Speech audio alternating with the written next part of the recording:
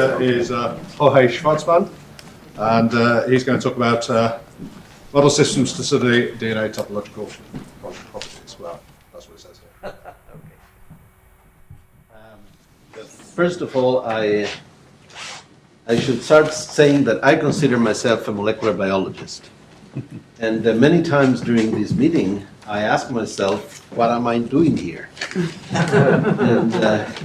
But then, thinking over, I thought that this is one of the great strengths of this particular meeting, to put together people interested in the same problems, but looking at them from different perspectives. So I think it's okay. I would like to start the talk by taking a paragraph from an interview that I read in a Texan newspaper to Lin. And in that paragraph, what it said is that DNA knots block replication and transcription and cause mutations at rates 3 to 4 orders of magnitude higher than in unknotted DNA. So the question in my lab we would like to answer is the following one. If knots are so dangerous and can even lead to cell death, why then does DNA become knotted in vivo? And we know knots form in living cells. So in order to go ahead and introduce these knots, I would like to call your attention on the particular type of knots we are interested in. This is the representation of a regular circular molecule containing a trefoil knot, but this is not the molecule we are interested in. This is the one we want to work with, and is similar but slightly different. It occurs in a replication intermediate, so a molecule that is replicating, and the knot is located in the replicated portion. So let me introduce again what is a replication intermediate and the slight differences that it has.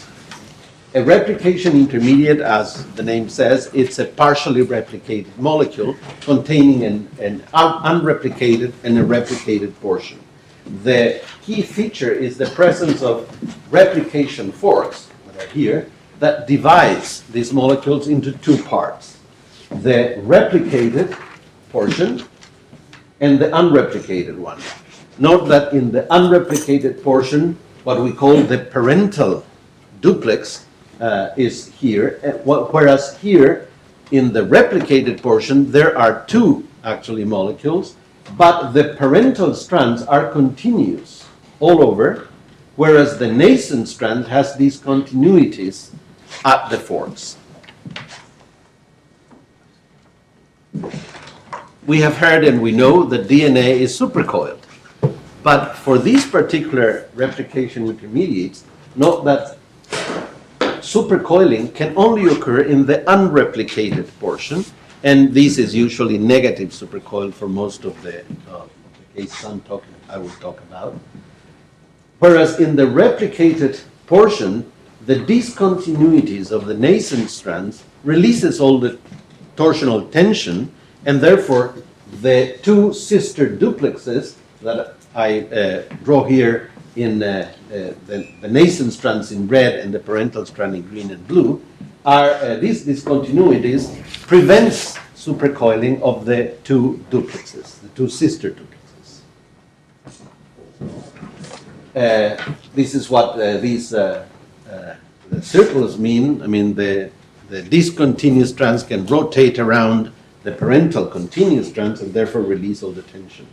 But the forks can also rotate, and therefore rotation of the forks allows the migration of the supercoiling in the unreplicated portion to the replicated portion, where they take the form of what is called precatenants that involve crosses between the sister duplexes, as opposed to supercoils in the unreplicated region, where the crosses occur from one molecule with itself.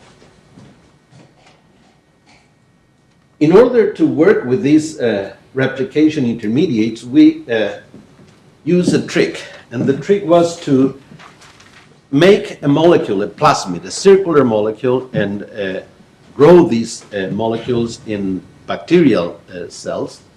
And what we did is to place, we made as simple as we can. So the replication origin is one that replicates only in one direction, is unidirectional, as opposed to most of the bidirectional origins that occur in eukaryotes in general. And besides that, we put here what we call terminator, and is a piece of DNA that we put and binds a protein, but the proposal was to stall, to block progression of the replication fork. In other words, with these plasmids, we can accumulate replication intermediates containing an internal bubble, a replicated portion that will occupy all this space, whereas these will remain unreplicated. And this is the structure that these molecules would have. We can place this terminator at many different sites, and therefore we can have small bubbles or big bubbles, depending on where we put the terminator place. And besides that, another advantage is that we have two types of nucleases, of restriction on the nucleases, that can introduce single-stranded breaks or double-stranded breaks.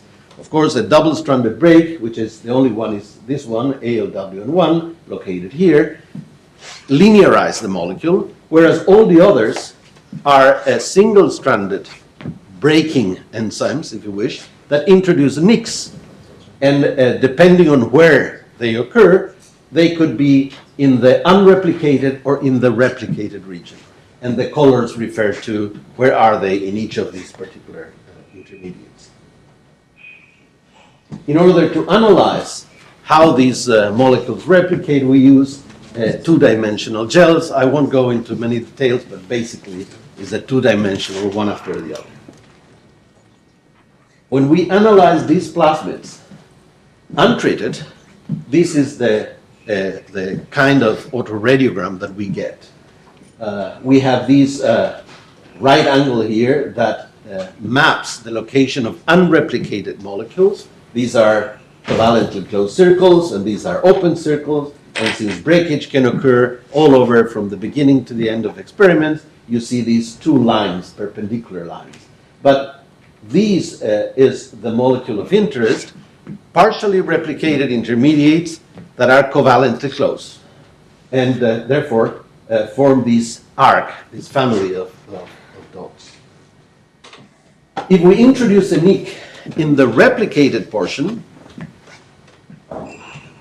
the arc remains almost the same. And we have an internal control that nicking was very efficient, since all the unreplicated molecules disappeared. Therefore, nicking breaks supercoiling, of course, and supercoiling is gone. When we nick at the unreplicated region, then this signal, this arc of covalently closed replication intermediates disappear, and new species appear. And we believe, and I'll try to demonstrate to you, that those new species that were revealed by this nicking are netted replication intermediates.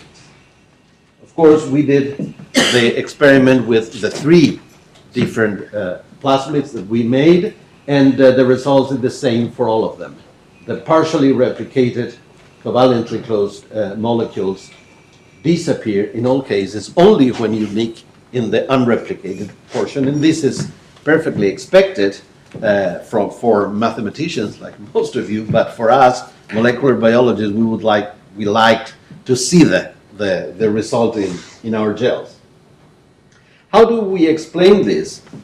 Well, we think that partially replicated intermediates are not only supercoiled, but contain precatenants and knotted forms. When we nick at the unreplicated portion, the first thing that happens is, of course, the supercoiling of this region disappears. But because the forks can rotate, what happens is that the precatenants migrate back to the unreplicated portion, and they also disappear.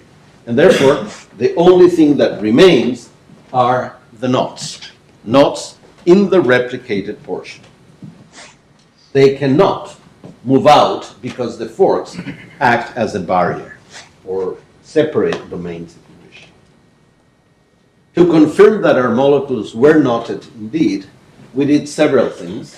One of them is with the help and aid of Giovanni Dittler and Andrei Stasiak, we perform atomic force microscopy. We prepare samples and reach for those molecules that were revealed after nicking, and prepare atomic force microscopy after covering the DNA with Recay that make the molecules more, the width of the molecule increases, and therefore you can distinguish very nicely not only the length of each arm, but also what arm goes above and which one goes underneath at each particular cross. And then, of course, to be absolutely sure that that was what was happening, we reproduce the molecule with tubing, and we can play around with those things and be absolutely sure that the molecule was knotted or was not. In this way, we characterize and saw molecules that were clearly unknotted, partially replicated with the length of the arms corresponding to the place where the terminators should be, and so on.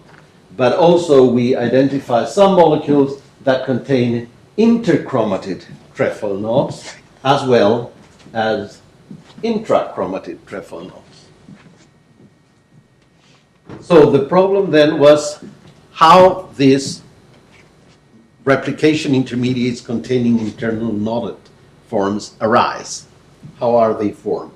And for these we have a genetical trick, and again I have to thank Ling for providing us with the bacterial strain that contains a mutation that makes a Topo IV sensitive to temperature. In other words, we have this strain where when we grow, in particular, in this case, this plasmid, remember this would be the shape, in wild-type cells, this is what we get normally.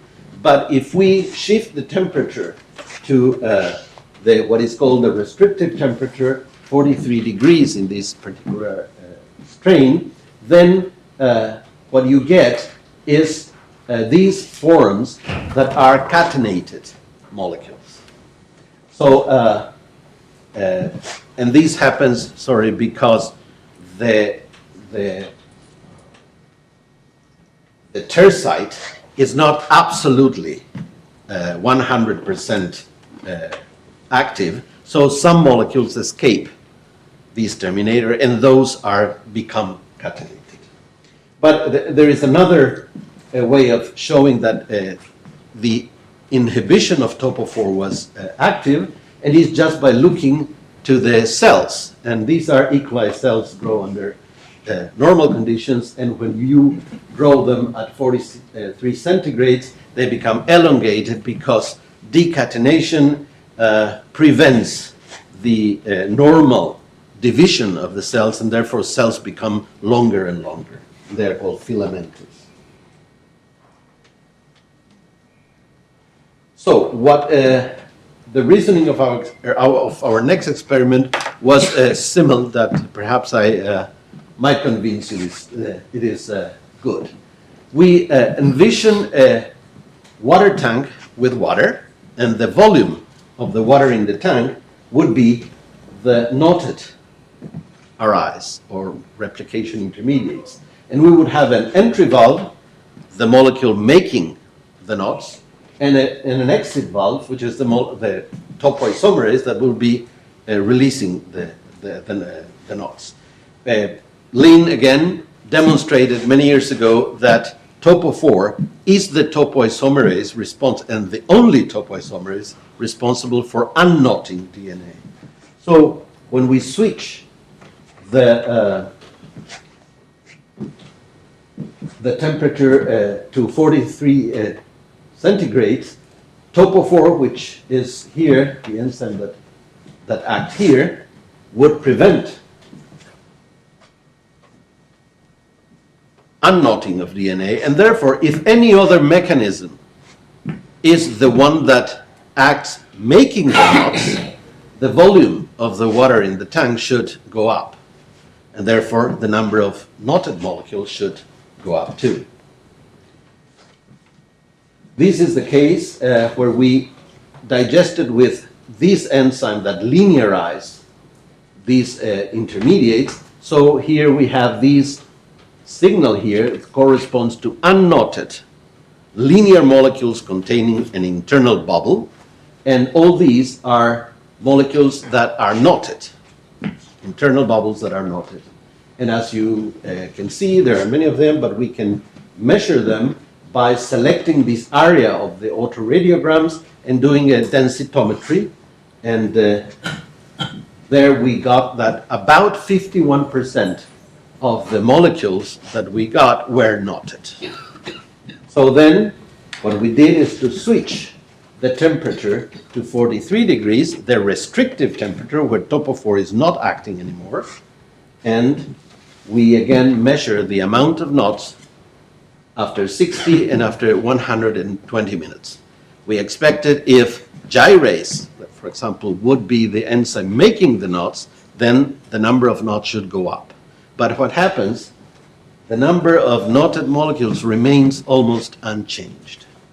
So what was the conclusion of this experiment, going back to our system, is simply that when we switch to the restrictive temperature, both the entry valve and the exit valve are closed, and therefore the volume of the tank remain almost the same. In other words, we believe that Topo IV is the enzyme that make the knots and at the same time removes the knots. So very weird in a way. So why would Topo IV make knots to remove them afterwards, remembering that it uses ATP, so it's energy stuff. The answer to this question came from a previous work that we did in collaboration with Andrzej Stasiak and Leon Blitz, that where we studied the interplay between supercoiling and catenation. And basically the model we came out was that when replication finishes, the torus B catenons are highly interlinked. Both rings tend to share a common axis and supercoiling is negligible. Topo IV starts to remove catenons, and therefore there is space enough for DNA gyrase to introduce supercoiling. Finally, in poorly interlinked and increasingly supercoiled torus B catenons, supercoiling and interlinking tend to segregate. So this is the kind of thing. So basically what we think is that a partially replicated molecule has this shape with supercoiling, negative supercoiling in the unreplicated region and high number of precatenons, in this case, in the replicated one. But if the progress of replication fork slows down or even stop, as in this case, then there is no more source for precatenation. And therefore, these particular replication intermediates will still be supercoiled in the unreplicated region, but very poorly interlinked in the replicated portion. And under these conditions, we proposed that Topo IV can make the passages that can lead to the formation of knots. So finally, there are no mistakes. The problem is that the substrate was the wrong one. So thank you very much for that.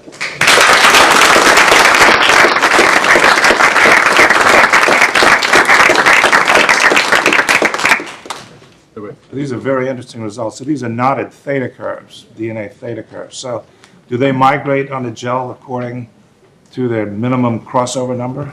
Yes, as I showed you, we cannot distinguish what crosses are due to catenation, to precatenation actually, to supercoiling or not. The only thing we know is that when we remove all precatenation and supercoiling, then the only thing that stays there are the knots. Any more questions? Okay, let's thank Jorge again.